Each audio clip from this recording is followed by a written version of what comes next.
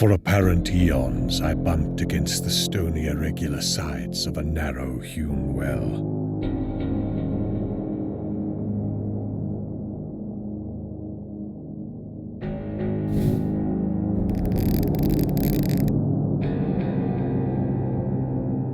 My nostrils were assailed by a scarcely definable menace, a creeping odor of damp and staleness, curiously.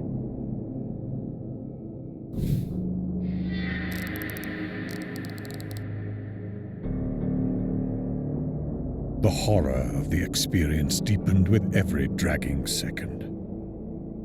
Then, the mental cataclysm came. It was very gradually that I regained my senses after that eldritch flight through Stygian space. I must be lying helpless in some nameless cavern world toward the core of the planet.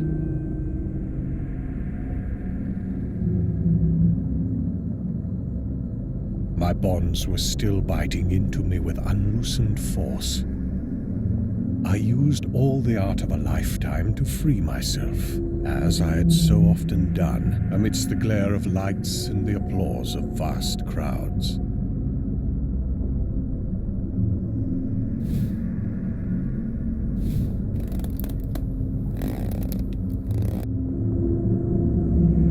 When I was finally free, I peered diligently in every direction, yet met only an ebony blackness.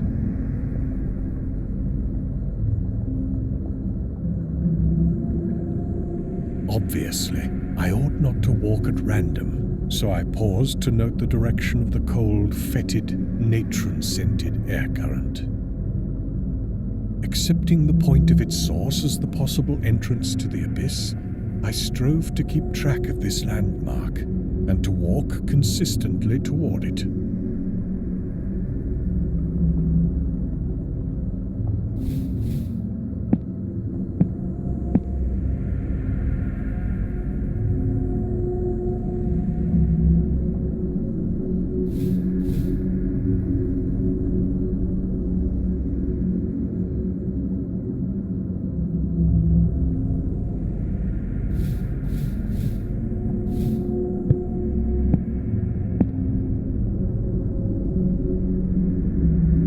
Once my head struck against a hard object.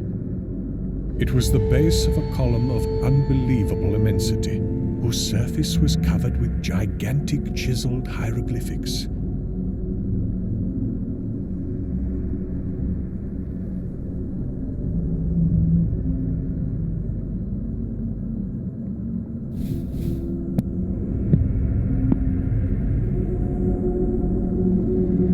Crawling on, I encountered other Titan columns at incomprehensible distances apart.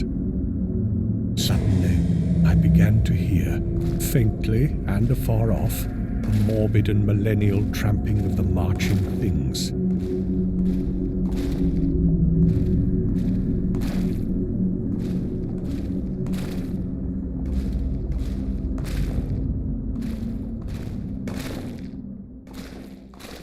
It was hideous that footfalls so dissimilar should move in such perfect rhythm. The tramping drew nearer. Heaven save me from the sound of those feet and paws and hooves and pads and talons.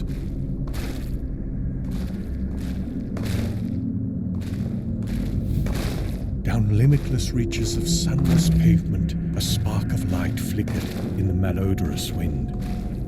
I drew behind the enormous circumference of a cyclopic column, that I might escape for a while the horror.